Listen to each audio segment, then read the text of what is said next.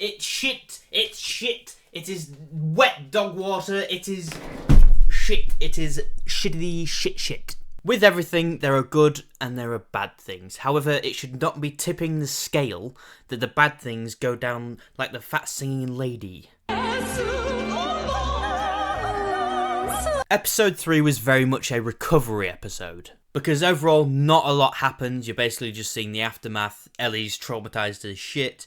And then she realises that she wants to go and have revenge. This then turns into pure American democracy. And there's a vote on the town on exactly what they should do. Should they go and get revenge for a very well-loved character but waste all their resources in the process? Or do nothing, be safe, eat well? I think the answer's pretty clear on exactly what everyone else would do. The decision to put it down to a vote is just a dumb idea to start with, but you've put it in this position, so that's the only way you have to do it.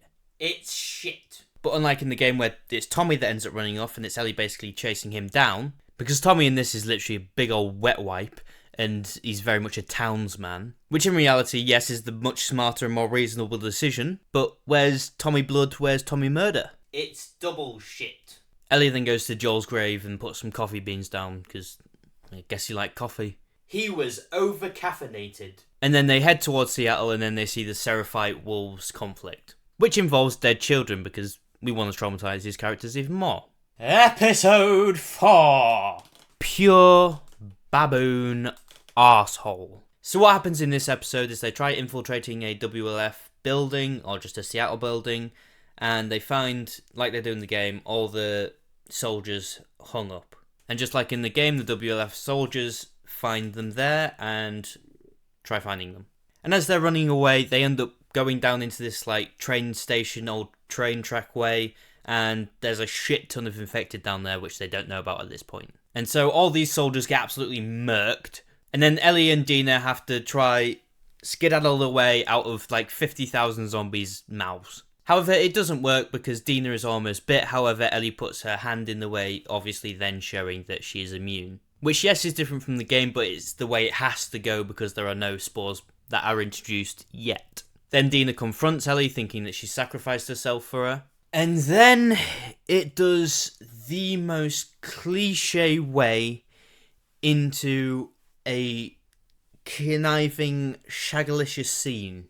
Lesbians. It's the same old niche-y, I thought you were going to die. Take me. Shut up. It's just so dumb. Like, why has this not happened earlier is my main concern, because it's just so stupid. It's so dumb. And one of the worst parts about it, like, it's not just niche, and I hate the fact that it's niche, but there's soldiers. You're in enemy territory. What are you doing? Stop tickling the baby's feet and put your clothes back on. That was very graphic.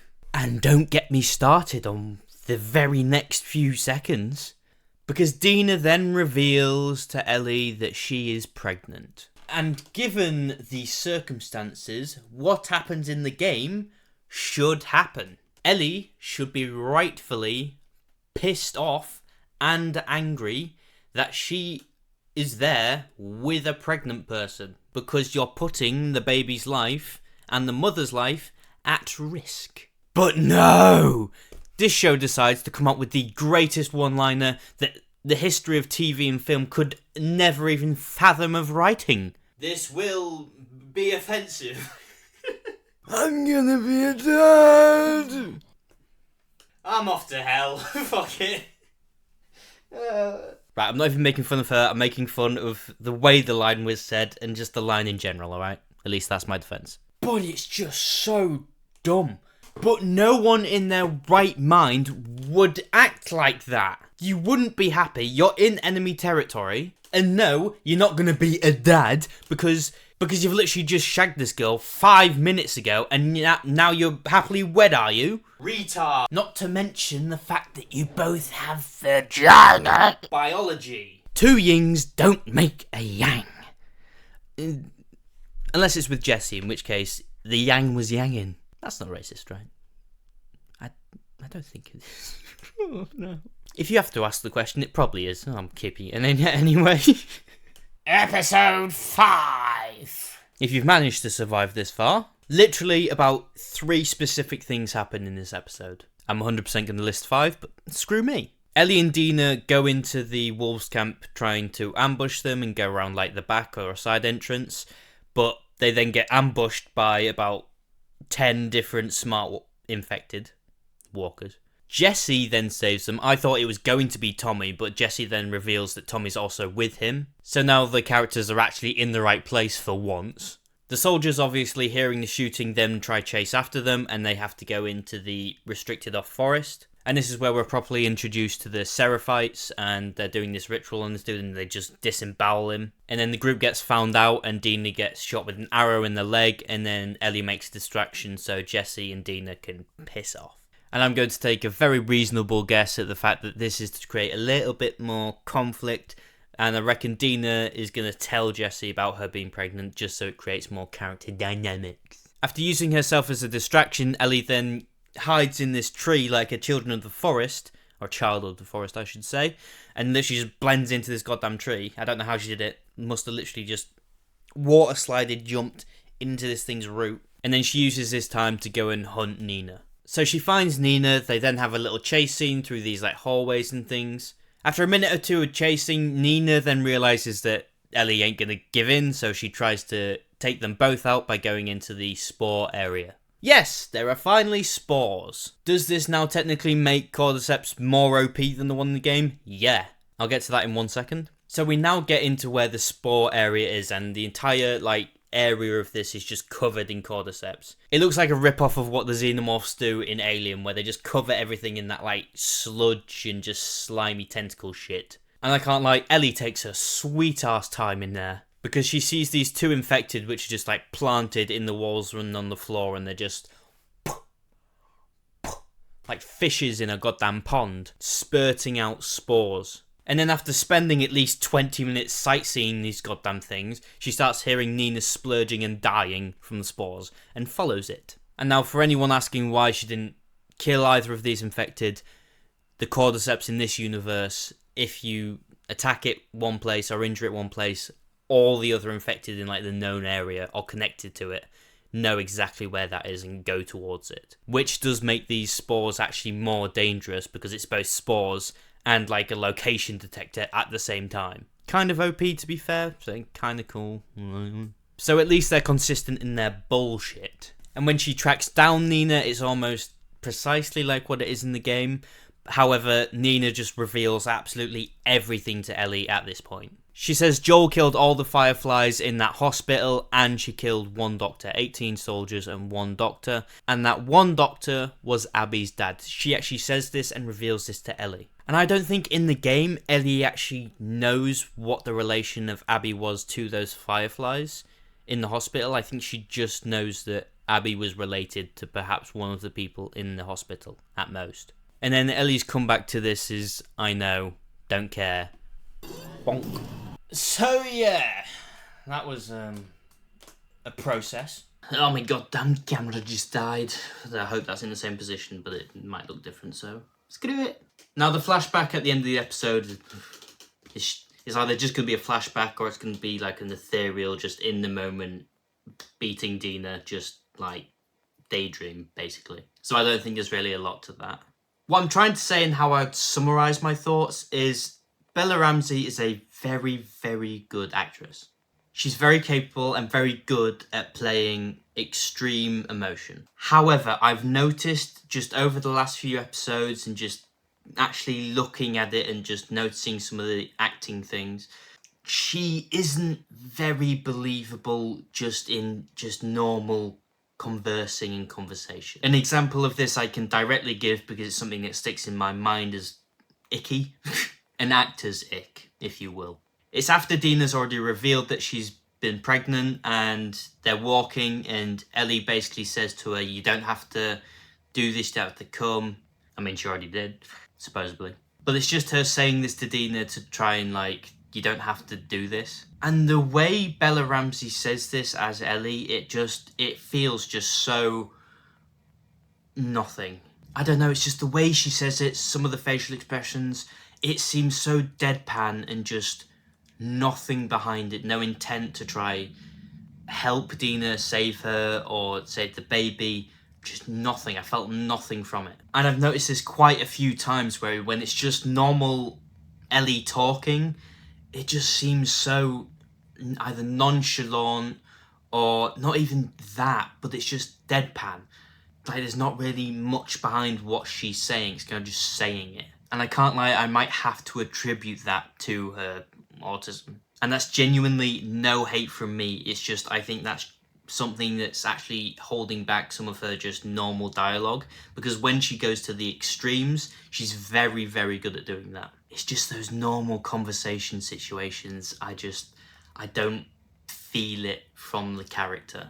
I mean, that could just be me personally and looking to, like, from an actor's point of view, but each to their own. I think I've gotten most of my points out about what I've wanted to make about each of these episodes, but I'll just, like, do a little summary and just add a little something else.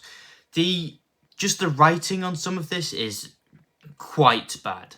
I understand in the original game, she's quite quirky and she can come out with some just random, I guess, cringy dialogue sometimes. But God, it gets bad in this show. It gets off-puttingly bad. I just dislike the direction that they're going with the relationship of Dina and Ellie, because I think it's just been sprung on us. I mean, there's been hints and things early on, but even adding dialogue options like, I'm straight, you're not, what did that accomplish? For people that know about the game, people that haven't, people just watching this, that hasn't done anything for anyone. Lesbian, non-lesbian, lesbian, lesbian. I don't know, it's just bad, man, and I already know that they're going to do the Tommy Rampage soon, maybe next episode, and reveal what he's done, as he's kind of gone off on his own. But now for the character, it seems far more like it's been an opportunity to do that, rather than actually seeking it out. Like, oh, Ellie and Dina have gone, oh, I have to go save them. Oh, I could do this at the side though, couldn't I? So his character's kind of needed an excuse to go and do what he wanted, compared to just doing what he wanted. And I don't know how that's going to stack up for later when he goes back to Ellie and basically calls her a pussy for not finishing it off. I don't know how they're going to correctly portray that. I mean, there's no doubt they're going to definitely change that given what Tommy is. Unless any of his afflictions that happen later on make him far more of a hard ass. But yeah, man, just to, like, I don't know, fill out or just give an overview of what my, like, opinions towards this are. And I have it here and I've kind of written it down, and I've written it down as I was watching the episodes. I'll just read it verbatim. It seems like they've made it with the intention that everyone watching it is a Last of Us player, skipping over the events of the game and filling the rest out with dumb shit. And what I mean by that is they've kind of, because of all the changes and things that they've made and the character dynamics and who actually saw what and who's doing what with what, to me personally, it just feels like they end up skipping over the main points that happen in the game to kind of just get over that fact, because they expect you to already know about that, so they can then show what they've then added themselves. You get the red light, you get Nina, you get her explaining all the things that she shouldn't, which kind of speeds up the process of some things, I guess. And then she gets the pipe, and then it goes immediately into a Joel flashback or daydream or whatever the fuck.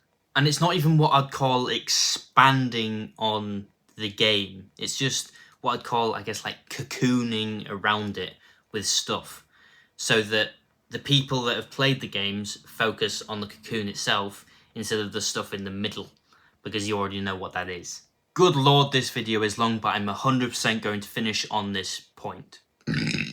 I think The Last of Us game, both part 1 and part 2, could easily have been made into a show as just a 1x1. And the only difference being is that one's game, one turns into a TV show visual medium. And I think you could have done it exactly the same. Now, I think some people wouldn't actually like that. I think some people want the changes, they want the adaptation side of it. But I can't lie. To me personally, The Last of Us and The Last of Us 2, their story and the way they've thought about it, it is a movie. It is a TV show. They've thought about it perfectly and portrayed it in a visual way. If you put all the cutscenes together in the game, just together in a God knows how long-ass video, that ends up becoming its own TV show or movie anyway. It's just those adventuring bits in between which you can have all your fun with. Because I think The Last of Us is a perfectly portrayed story. And changing it to different pathways and avenues, it's like, that is the perfect pathway. They've already carved it for you. Just walk it. Because it is not the case that, oh, there's a really good pathway that way. Oh, but you could also go that way and that's really good. I genuinely do not think that that's even an option here. Because I believe that the best pathway was chosen originally. I'm talking mainly on the first game, but the second game... But yeah, anyway, that's what I thought about this. That's what I thought about these episodes. Please let me know what you thought about this. Start your debates, start your opinions, arguments. It's just everything you thought about this, just put it down below, please. Everyone watching this, I want you to go down there and just comment and shit. And yeah, please like and subscribe, and thank you for watching. And boo bye infected cream pie. Oh, fuck. Oh, fuck.